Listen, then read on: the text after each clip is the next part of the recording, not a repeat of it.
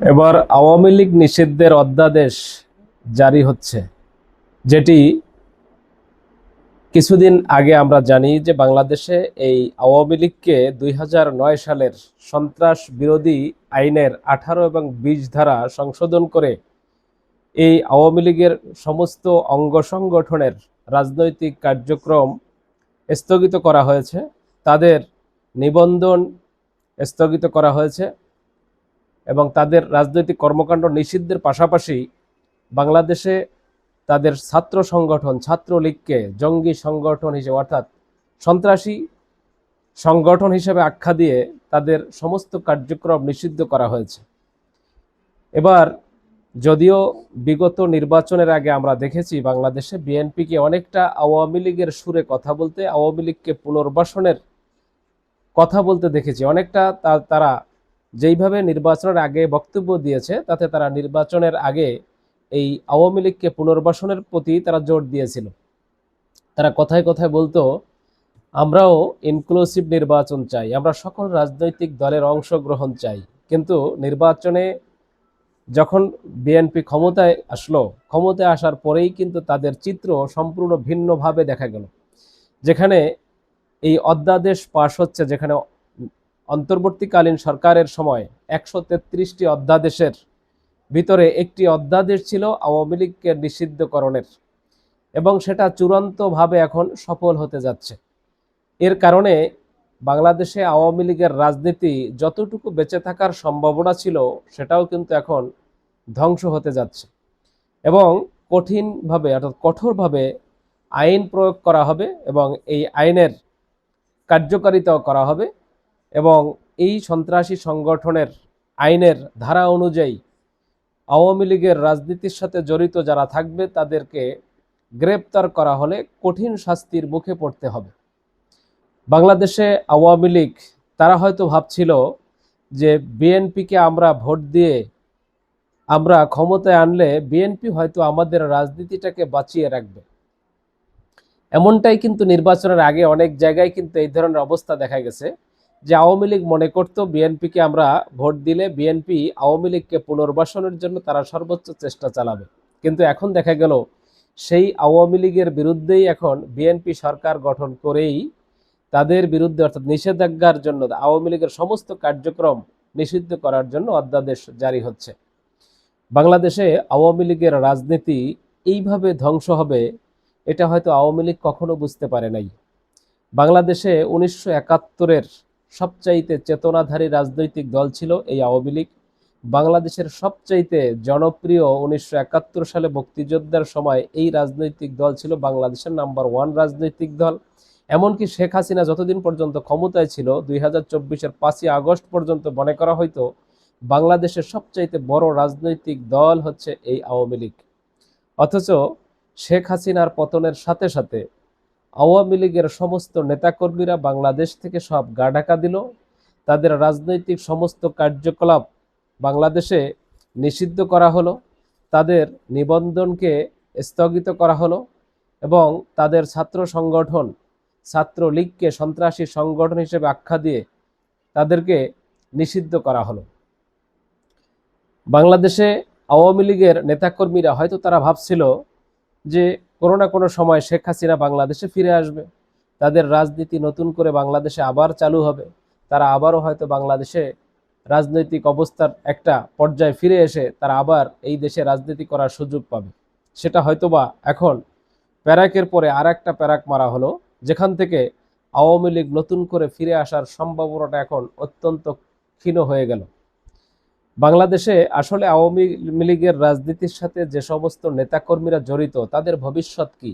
কারণ যারা বাংলাদেশে বিগত 17 বছর ধরে বাংলাদেশের মানুষের পরে জেল জরিমানা জুলুম অত্যাচার নির্যাতন খুন গুম রাহাজানি চাঁদাবাজি সন্ত্রাসী যত ধরনের অপকর্মগুলো করেছিল, এই সমস্ত নেতাদের ভিতরে আসলে যারা অধিকাংশ যারা অন্যায়ের সাথে জড়িত ছিল এবং আওয়ামী লীগ আমলে যারা সবচেয়ে বেশি সুবিধাভোগী তারা কিন্তু আসলে দেশ ছেড়ে অধিকাংশই পালিয়েছে, এবং যারা দেশের ভিতরে আছে এদের ভিতরে অনেকেই হয়তোবা তারা এখনো গা ঢাকা দিয়ে আছে।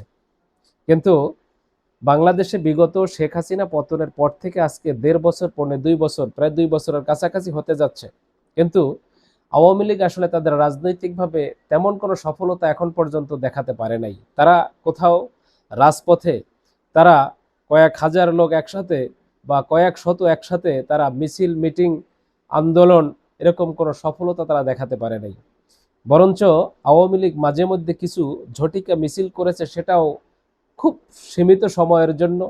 সেটা অনেকে হয়তো মাস্ক পরে, অনেকে মুখ লুকিয়ে, বিভিন্নভাবে, যেটা আসলে রাজনৈতিক কর্মকাণ্ড বলতে তাদের ভিতরে কিছু নাই। এবং তারা কয়েকবার বিভিন্নভাবে সোশ্যাল মিডিয়ায় ঘোষণা দিয়ে তারা বিশাল আয়োজন করে রাজধানীর বুকে তারা আন্দোলন করবে, এরকম কয়েকবার তারা আয়োজন করলেও বাস্তবে তা কখনো দেখা যায় নাই।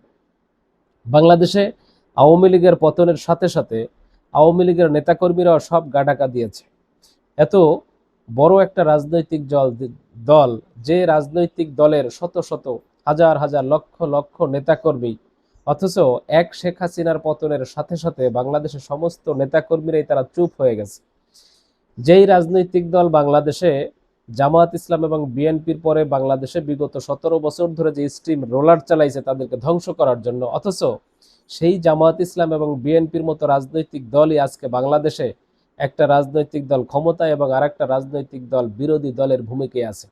বিশেষ করে বাংলাদেশের জামায়াত ইসলামের মতো একটা রাজনৈতিক দলকে এই আওয়ামী লীগও, আমরা দেখেছি আওয়ামী লীগের পতনের মাত্র 4 দিন আগে এই জামায়াত ইসলামকে নিষিদ্ধ করা হয়েছিল। তাদের নিবন্ধন অনেক আগেই বাতিল করা হয়েছিল, তাদের এই প্রতীক কেড়ে নেওয়া হয়েছিল এবং জামায়াতের শীর্ষস্থানীয় 11 জন নেতাকে তারা বিচারের নামে অবিচার করে হত্যা করেছে এই আওয়ামী লীগ। বাংলাদেশে আওয়ামী লীগ মনে করেছিল যে এই জামায়াত ইসলাম হয়তোবা বাংলাদেশের ইতিহাস থেকে মুছে গেছে, তাদের রাজনৈতিক অবস্থা হয়তো একেবারে ধ্বংস হয়ে গেছে। কিন্তু বাংলাদেশে যেই দলটিকে সবচাইতে ধ্বংস করার জন্য বেশি চেষ্টা করেছে আওয়ামী লীগ, অথচ সেই জামায়াত ইসলাম ধ্বংস হয় নাই, বরঞ্চ সেই জামায়াত ইসলাম শেখ হাসিনার পতনের সাথে সাথে বাংলাদেশে দেখা গেলে আরো 10 গুণ শক্তিশালী হয়ে তারা ফিরে এসেছে। অথচ যেই রাজনৈতিক দল আওয়ামী লীগ বাংলাদেশের জামাতকে ধ্বংস করার জন্য সর্বোচ্চ চেষ্টা চালাইছে, সেই জামাত তো ধ্বংস হয়ই নাই, বরঞ্চ বাংলাদেশে সেই আওয়ামী লীগ রাজনৈতিক দলটাই এখন বাংলাদেশে একেবারে নিশ্চিহ্ন প্রায়, এবং তাদের বিরুদ্ধে কঠোর আইন ব্যবস্থা হচ্ছে বাংলাদেশে, অর্থাৎ তাদের বিরুদ্ধে সেই অধ্যাদেশ নিষিদ্ধের ব্যাপারে অধ্যাদেশ জারি করা হচ্ছে। বিএনপি সরকারও কেন হঠাৎ করে আসলে নির্বাচনের পরবর্তীতে এই আওয়ামী লীগের বিরুদ্ধে অবস্থান নিল? কারণ আসলে বিএনপি তারা চেয়েছিল নির্বাচনের আগে আওয়ামী লীগের যে একটা বিশাল ভোট ব্যাংক আছে, এই ভোটগুলো বিএনপির ভিতরে নেওয়ার জন্য, এবং সেটাতে তারা অনেকটা সফল হয়েছে, যে কারণে বিএনপি তারা আজকে ক্ষমতায় এসেছে। কিন্তু ক্ষমতায় আসার সাথে সাথে তারা আওয়ামী লীগ বিরোধী অবস্থান নিয়েছে, কারণ এই আওয়ামী লীগের নেতাকর্মীরা এখন অনেকেই বিএনপির সাথে, রাজনীতির সাথে যুক্ত হয়ে গেছে, এবং আওয়ামী লীগ ভবিষ্যতে নিষিদ্ধ হলে আওয়ামী লীগের নেতাকর্মীরা তারা আসলে বিএনপির রাজনীতির সাথেই তারা যুক্ত হয়ে যাবে, এটাই এখন বিএনপি মনে করতেছে। যে কারণে বিএনপি আওয়ামী লীগের নতুন করে পুনর্বাসনের যে চিন্তা, এটা মাথা থেকে একেবারেই পুরো ঝেড়ে ফেলেছে, এবং তারা চাচ্ছে আওয়ামী লীগের মতো রাজনৈতিক দল বাংলাদেশে এখন নিঃশেষ হয়ে যাক।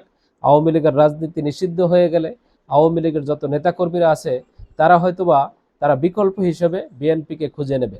তা প্রিয় দর্শক শ্রোতা, আওয়ামী লীগের নিষিদ্ধের ব্যাপারে বিএনপি সরকার যে সিদ্ধান্ত নিয়েছে, এই ব্যাপারে আপনাদের কোনো মন্তব্য থাকলে অবশ্যই ভিডিওর নিচে কমেন্টসে জানাতে পারেন, এবং আমার চ্যানেলে নতুন হয়ে থাকলে চ্যানেলটি সাবস্ক্রাইব করে আমাদের সাথেই থাকবেন আশা করি ইনশাআল্লাহ।